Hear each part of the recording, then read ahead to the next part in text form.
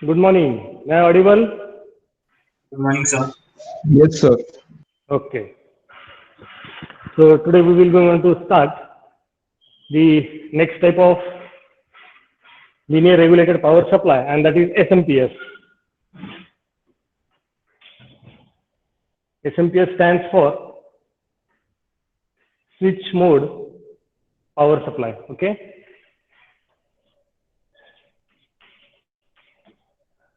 Are you seen SMPS anywhere? Sir, computer power supply, आपला Okay. CPU. Okay. DC power supply, regulated DC power supply used in computers, that is in CPUs. Right. Any else?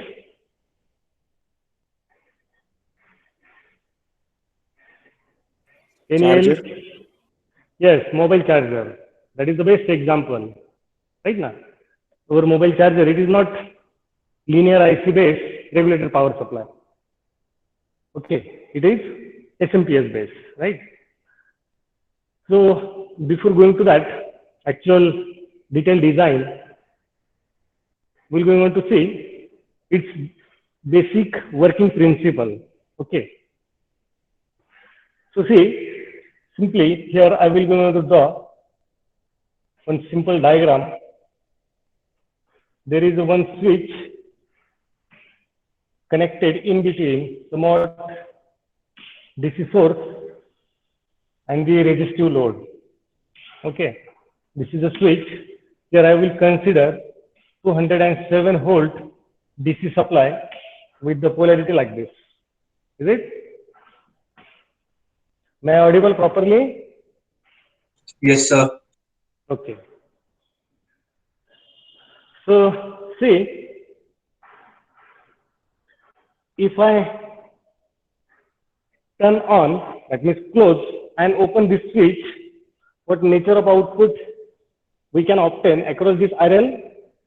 Here I will take one example. Suppose this first diagram, first curve, that is for input, having its amplitude of 207 volt. As it is taken as a DC voltage, that means it will be a straight line, right? Then the next diagram, I will plot somewhat like this.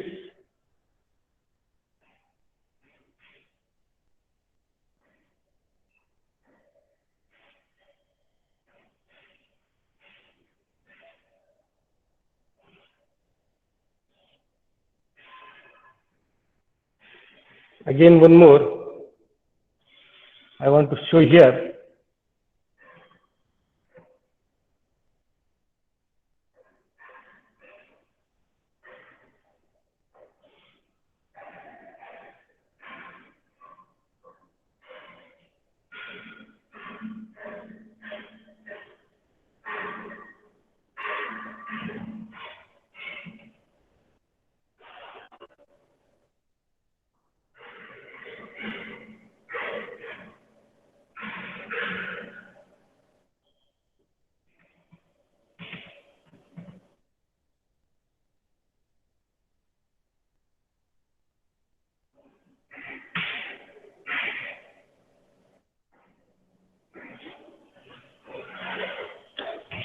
This is nothing but V in.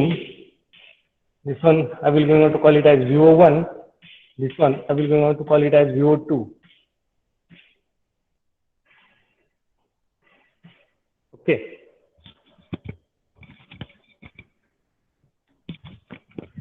So see, looking towards that various outputs, VO1 and VO2, is it visible, Kamal? Is it visible Yes, sir. properly? Yes, sir. Okay, okay. So see, this is nothing but capital T, and this is also nothing but capital T. That means I tried to keep that capital T of this pulsating DC waveform as a constant, but I change its on and off period. This is nothing but we can call T1 as a on period and this one T2 as a off period. Over here, this one again as on period and T2 as a off period. Okay. So I can write that capital T equals to T1 plus T2, right? That capital T, it is equals to T1 plus T2. Are you agree with this? Yes, sir. Okay. Now, this is our input, 207 volt DC. If I turn on this switch for a time period of T1 and later on I kept it again open for time period of T2 and later on I repeated it so that I can obtain the output across this RL as shown in this waveform, right? Now the question is, suppose we connected one DMM for DC voltage measurement across this RL, okay? What that DMM will read? Or before going to that, whatever peak amplitude for that pulse we will obtain, it will be of 207 volts. Here also, it will be of 207 volts because for that time period, what we are doing, we are just closing that switch. So whatever input is there, it will be available as output voltage across this RL, right? So you just fastly draw it.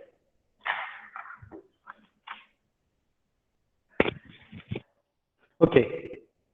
So see, are you getting it? Suppose we connected one DMM for the measurement of DC voltage across this RL. That means for this pulsating DC, okay, having its amplitude as 207 volts, correct? So what this DMM will measure? What will be there on the display? That pulsating DC have the peak amplitude of 207 volts.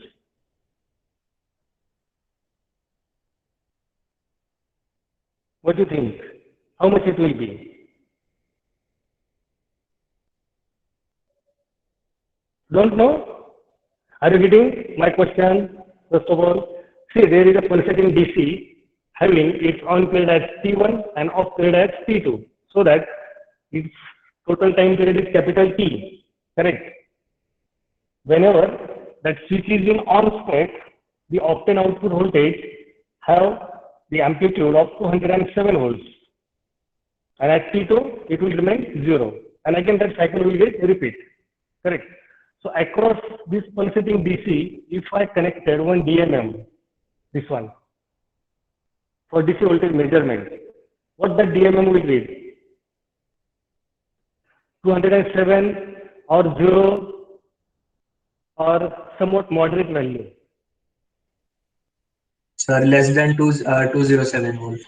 Less than 207 volts. Okay, good. Now, suppose the same thing I done by keeping that transistor, that switch in on state for time period T1 and kept as open for time period T2 in this second waveform. That means we are obtaining, suppose the output as VO2, and again that measurement is done across this RL.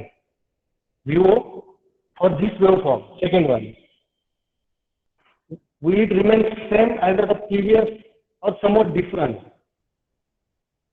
Sir, different reading, right? Why? Your answer is correct.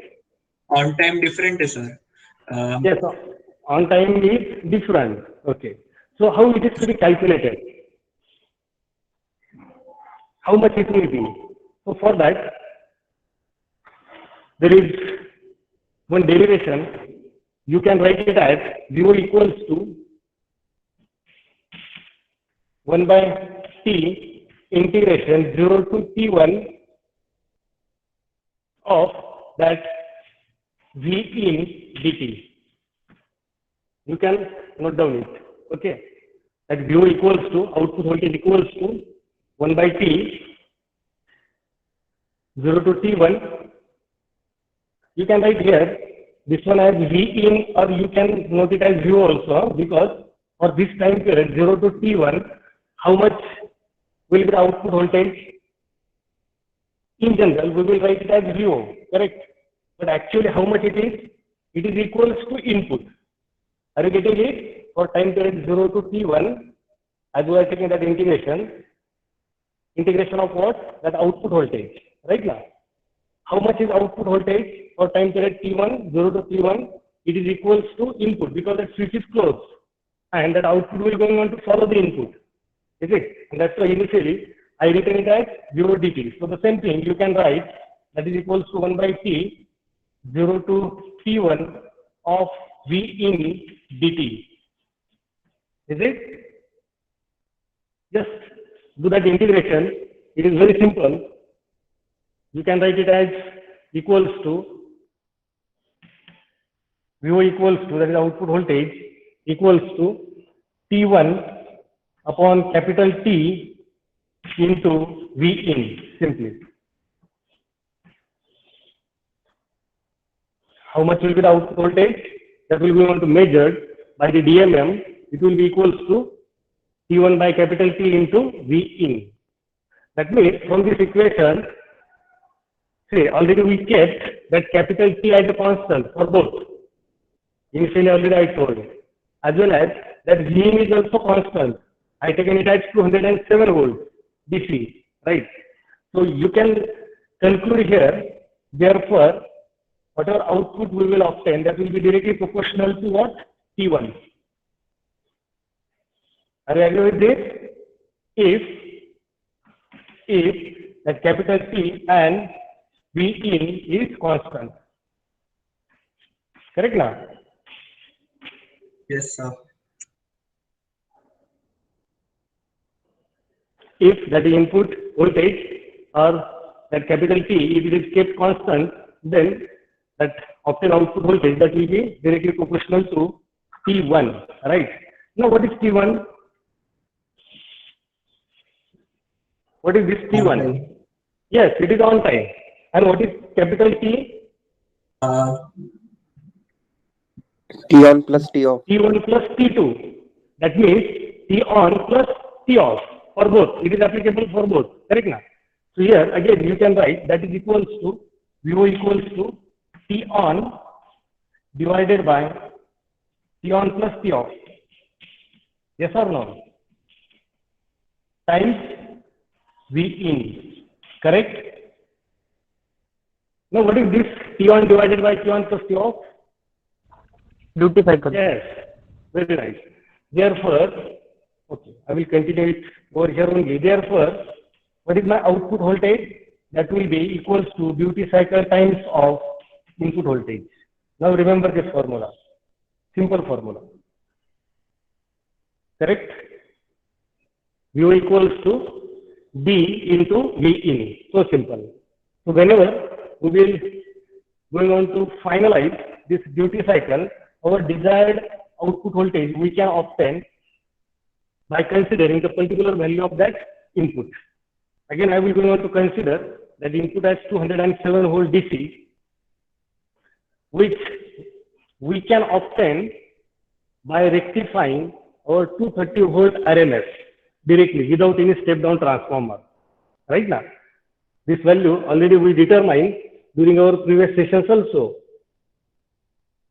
You will get question why 207 is taken, right? But for our further discussion, I will go on to consider this RAM, right? So how we can obtain this 207 volt DC, or from where we can obtain it? Simply by rectifying our 230 volt RMS, we can obtain 207 volt DC, right? How it will be? Firstly, again, I will just go on to repeat it. See, VRMS equals to 230. Therefore, its peak voltage Vm equals to root 2 times of VRMS, that is root 2 into 230. So it comes as 325. Okay. And by full wave rectifier, what is the average value of that load voltage after rectification? That average load voltage VLDC is equals to twice Vm by pi. Right now, you already done this calculation during our previous session also. So here what you have to take, that VLDC is equals to 2 into 325 and divided by pi, you will get this answer, that is 207 volt DC. So simply here we can say whenever 230 volt RMS voltage we will want to rectify directly by using full wave rectifier or bridge rectifier, the obtained output voltage, DC voltage, it will be equals to 207 volts. Correct? Now, the question is, from this very large voltage, that is 207 volt DC voltage, can we obtain this output just as a 5 volt? So if we control the switching of the switch, we can. So first of all, can we obtain that output voltage, average output voltage, just 5 volts from a very large DC voltage, that is 207 volt DC? Yes or no?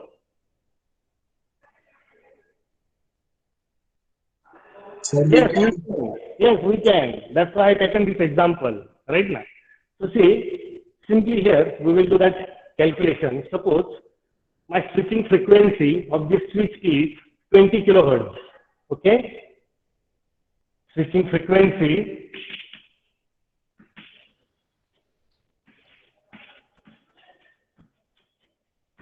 of the series connected switch is of 20 kilohertz. Right? Therefore, how much will be its capital T? Calculate it. Reciprocal of frequency, that will be capital T. So 1 upon 20 K.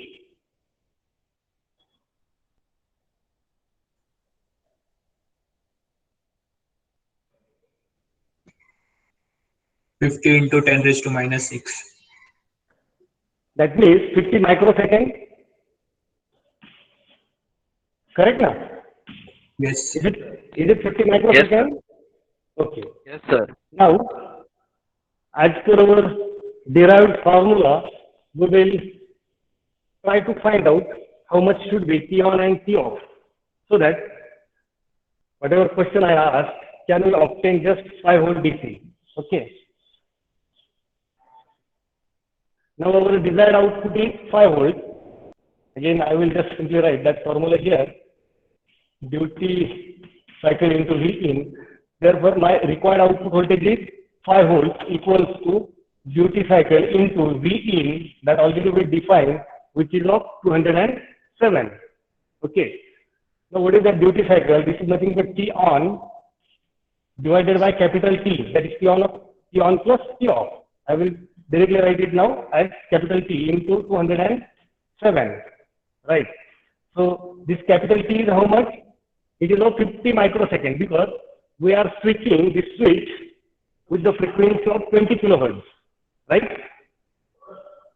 Therefore, 5 into 50 into 10 raised to minus 6 is equals to T on into 207. Therefore, T on equals to, calculate it.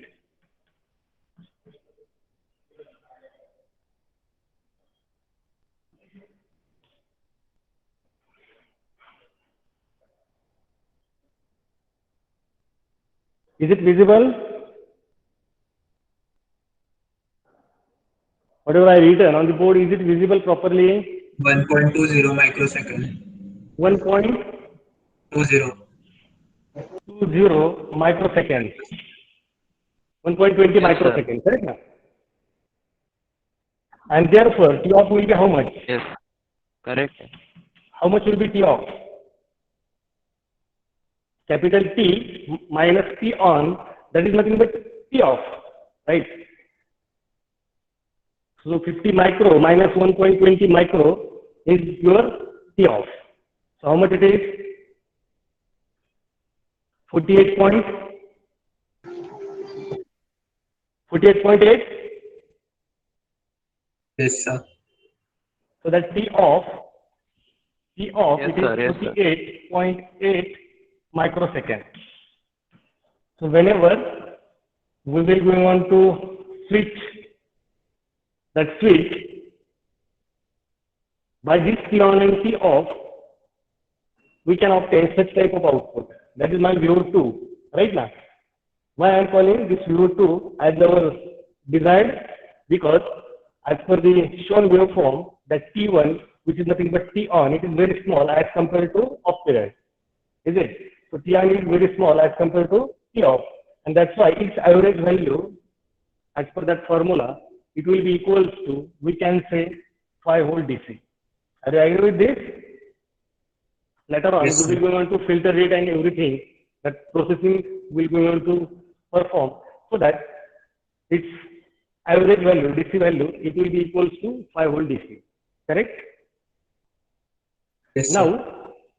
Now, by using linear power supply, if we have to derive that output voltage equals to 5 volt by using our 230 volt RMS voltage. So see what we have to do. Already we discussed it. In that case, we required first of all step down transformer, right now. To design linear regulated power supply, it is mandatory to use the step down transformer. I will use it over here. In this case, no. So in SMPS, remember the first difference between that linear power supply, linear regulated power supply, and SMPS based regulated power supply is that in SMPS there is that transformer is not mandatory. Step down transformer is not mandatory. We can rectify that 230 volt RMS directly and can obtain a large DC voltage. As already I have taken it as 207 volt, and from that large DC voltage, we can obtain our required small DC regulated voltage, for example, as a 5 volt DC. But in case of linear power supply, we cannot use that 207 volt rectified DC voltage as an input to our linear IC regulator, because the linear IC regulator, there is a limitation to handle its maximum input voltage, and it is already I told it is of 37 volts. That means to obtain the output as 5 volt regulated DC, we have to use that IC regulator, 3-terminal IC regulator as 7805. And what is its limitation in terms of its input?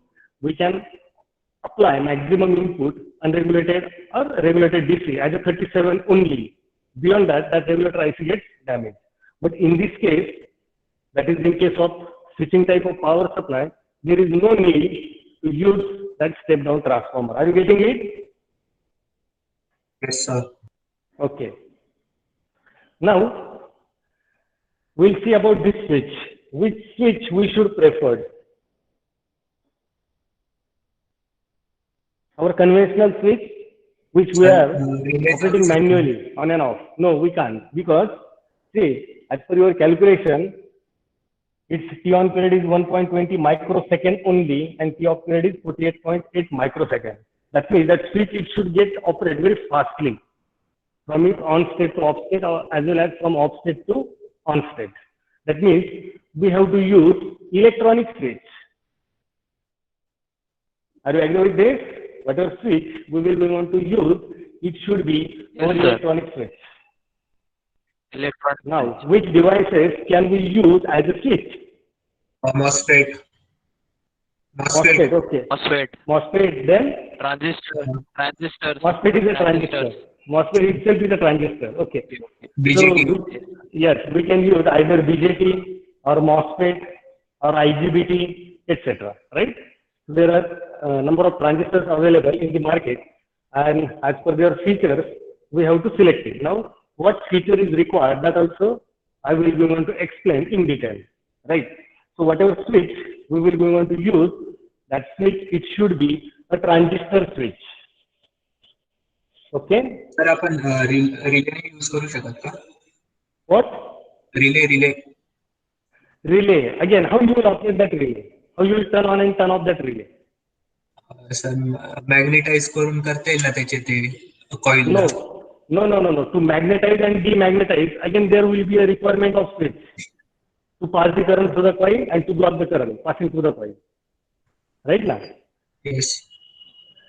Relay, it is a passive switch, but to turn on and turn off that relay, again there is a need of somewhat our active switches. Okay. So here we have to use somewhat transistor switch. First of all, I will show that BJT based, and later on we will going to explain that another one, that is MOSFET. And later on we will finalize which switch will be better. Right? Now you are already familiar with this device, that is BJT. The shown BJT is NPN type. Correct? Whenever I will go on to pass a sufficient IB, this transistor, it will go on to work into its saturation region. Okay. Are you noted these two values at your end? I have to remove it. I have to show something related to that BJT or transistors, BJT as well as MOSFET. Just note down this T on and T off.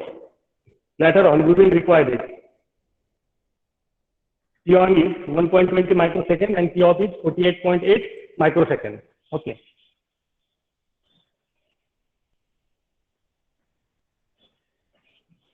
Now, you all are already well familiar with the output characteristic of BJT. I will show you output characteristic of NPN transistor. Whenever I will go on to plot that curve, then it will get clear to you. Yes, we studied it, right? So this is the output characteristic of BJT, which is plotted VCE versus IC for various constant levels of IB, as IB1, IB2, IB3, and IB4, right? And again, one more thing you already studied during your previous syllabus, and that is known as DC load line. So, as per this output characteristic and plotted DC load line, this region of BJT, it is known as what? Saturation region, where by increasing the output voltage, output current also gets increased. And later on, see, after these points for each curve, you will observe that current remains constant. Even if output voltage is increased, that output current, that is IC, it remains constant by keeping that input current at various levels as a constant level, right? So what is significance of this output characteristic as well as the DC load line? You might have studied whenever we are operating that transistor into its saturation region, the voltage drop across that transistor, it is approximately 0.2 volts. Is it visible properly? Whenever we are operating that transistor in its saturation region, VCE, that is nothing but voltage at the collector with respect to emitter of this transistor, this is nothing but VCE, right? So here, we'll call it as voltage drop across transistor, it is almost 0.2 volts. And later on, voltage drop across transistor increases up to VC max, which is equals to VCC, at applied DC voltage. Okay.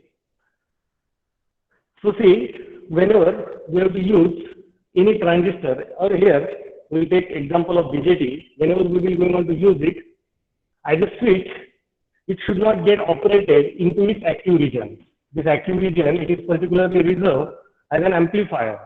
And whenever that IB is less than 0, this is nothing but cutoff region.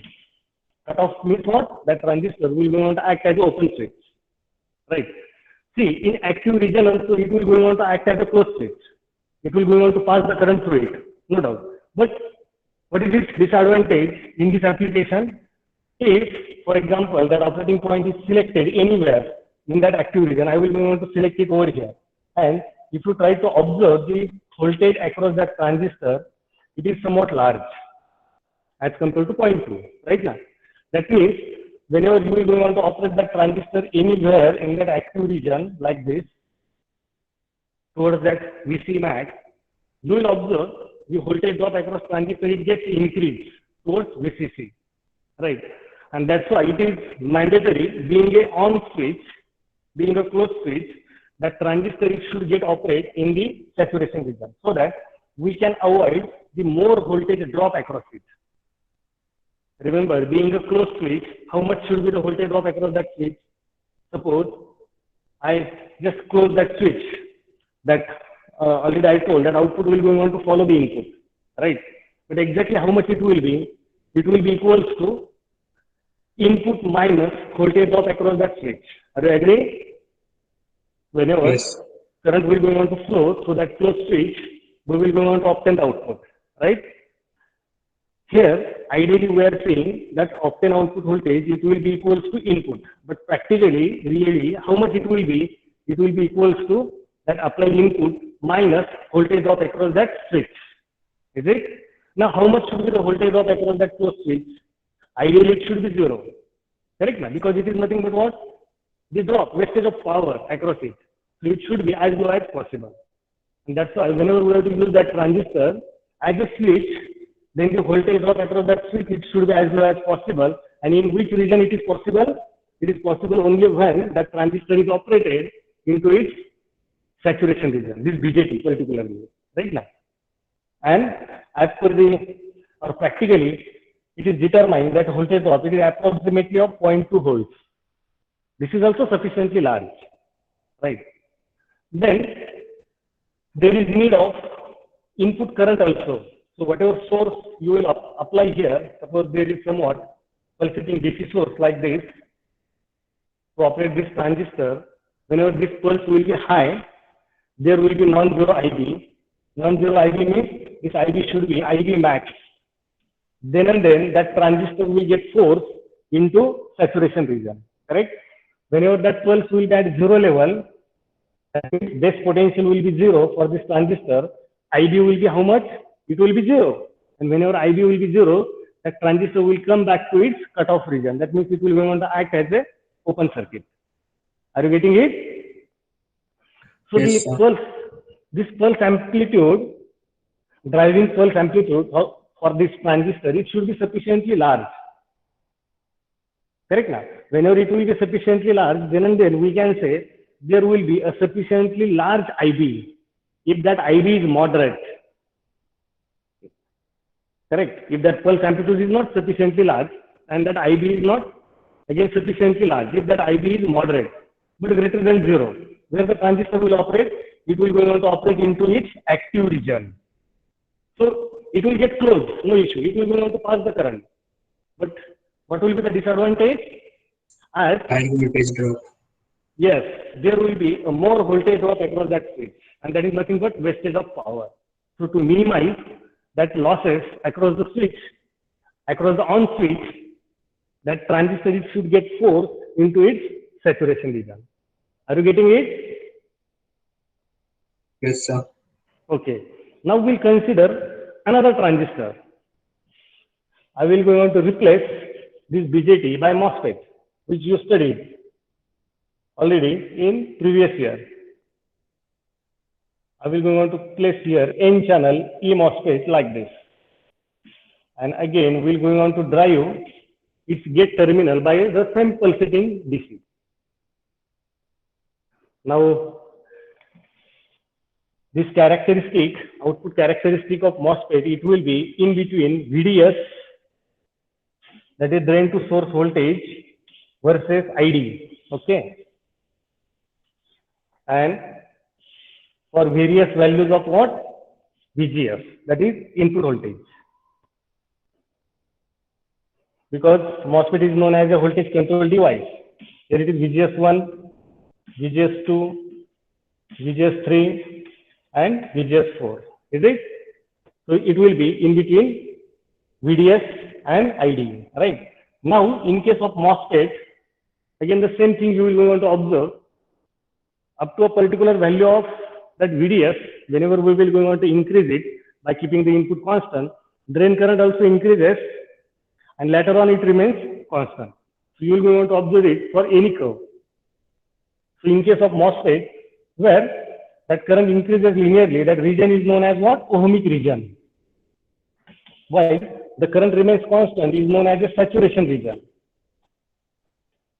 Okay. And where that current, that is drain current, remains zero, it is again known as cutoff region. So this region is common for MOSFET and BJT, right? But the feature of BJT is that whenever that current starts to get constant, or the region where that current increases linearly, the voltage drop across that MOSFET, it is very, very small, and it is few millivolts, or we can say it is less than that VDS, it is less than 0.2 volts, which is equals to 0.2 in case of BJT. But in case of MOSFET, it is less than that of 0.2, right? When that transistor will get operated into its ohmic region. When that MOSFET will get driven into its ohmic region, the voltage drop across that switch, it will be less than 0.2 volts. Is it? So which transistor will be better according to you, being an on switch in this case? Either BJT or MOSFET. MOSFET. Yes, MOSFET will be better. Again, see, this is not only the single selection criteria of that transistor being a switch. There are few points that also I will go on to explain in detail. So at this stage, by considering the voltage drop across that switch, here we can conclude that MOSFET will be better as compared to BJT. Now the second selection criteria that is related to its switching time, right?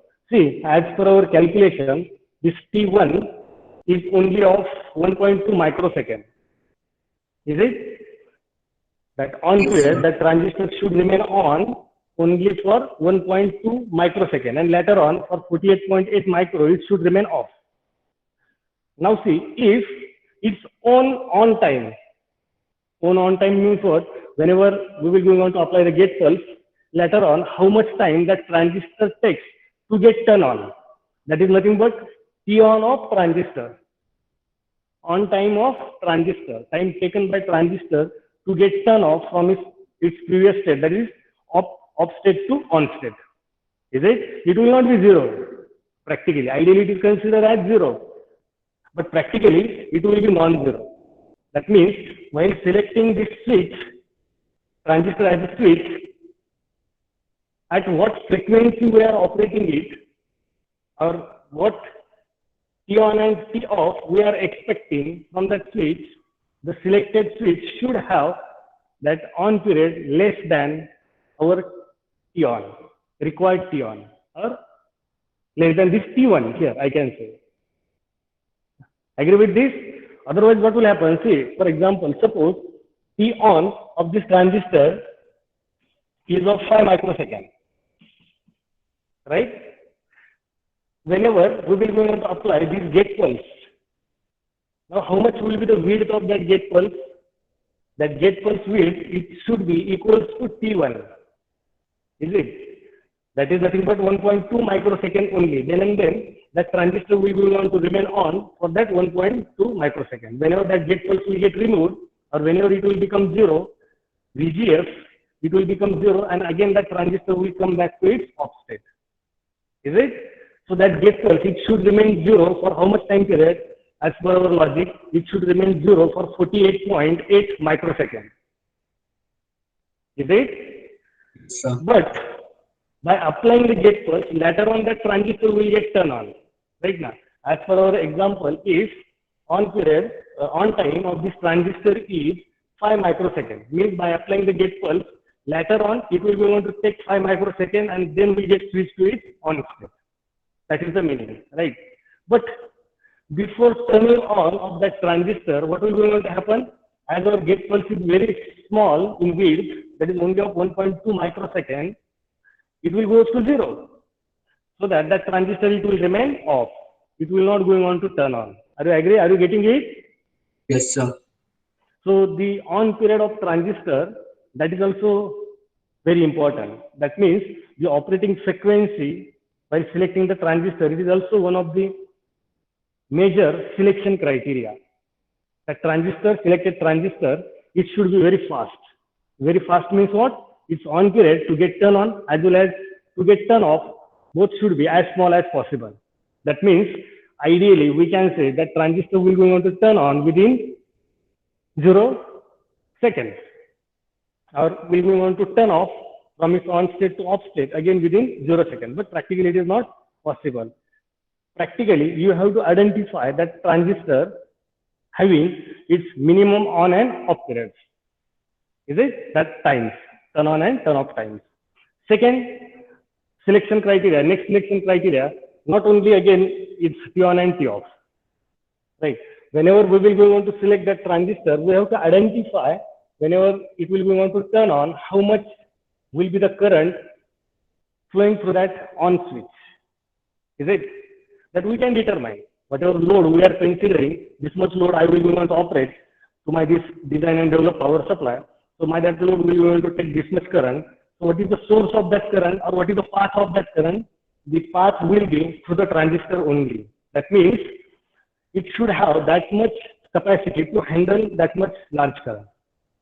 Otherwise, if our load is consuming somewhat more current as compared to its peak current or continuous current value, then the transistor will get damaged because of overcurrent. This is also one of the major selection criteria. Are you getting it? Okay. Yes, sir. Now we compared BJT and MOSFET. Again, one more thing is remaining, and that is the power loss at the controlling terminal. In case of BJT, how much is the power at the controlling terminal? Power is nothing but what? Simply P equals to VI, applied voltage into current. Is it? In case of BJT, see, already I told there should be a sufficient amplitude gate pulse for 1.2 microsecond as on period, right now. If it is of, we can say 5 volts.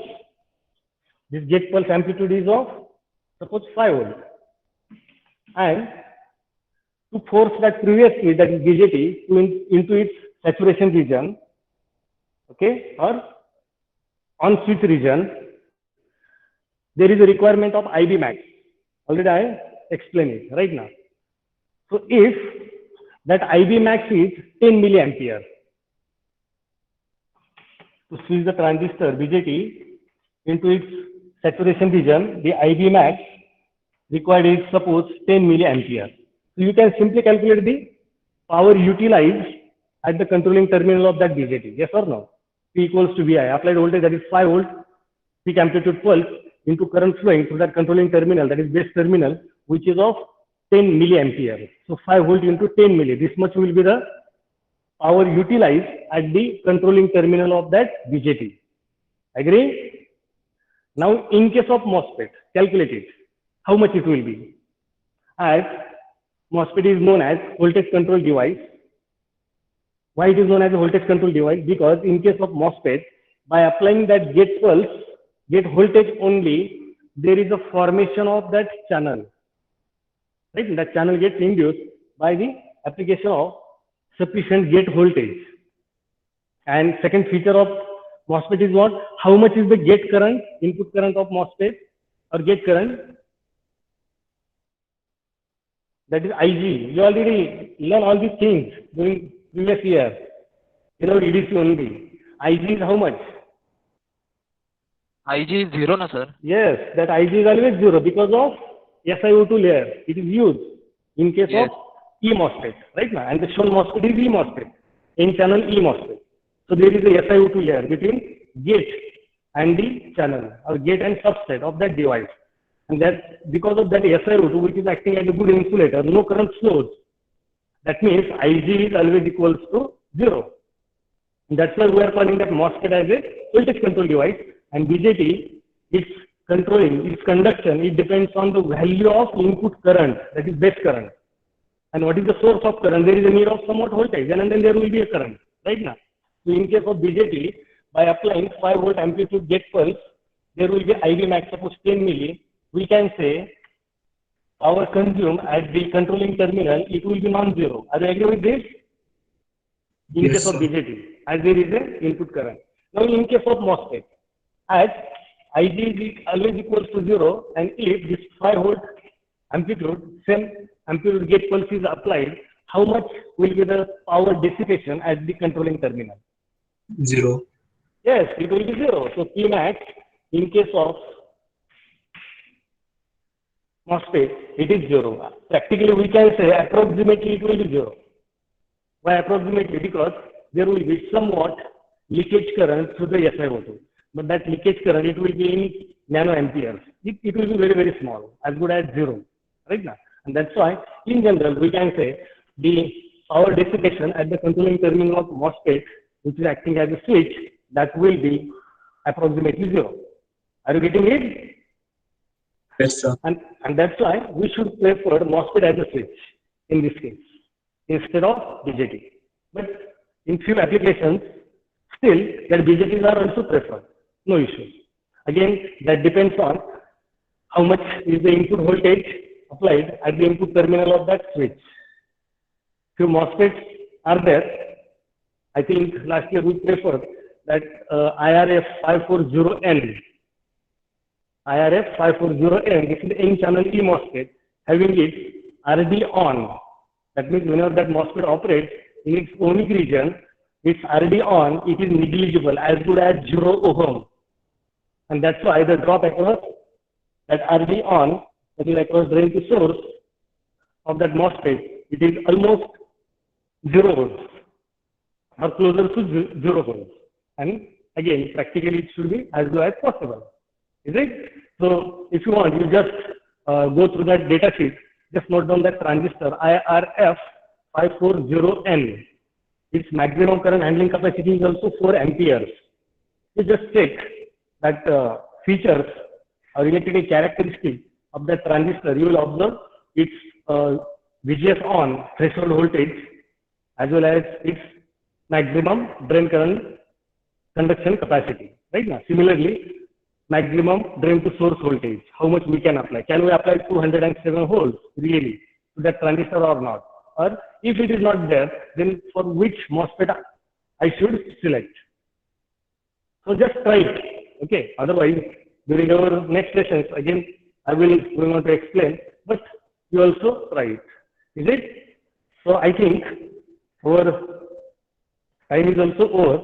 So during our next lecture, again, we're going on to continue with the same topic, and later on, we'll see in detail how to design that SMPS.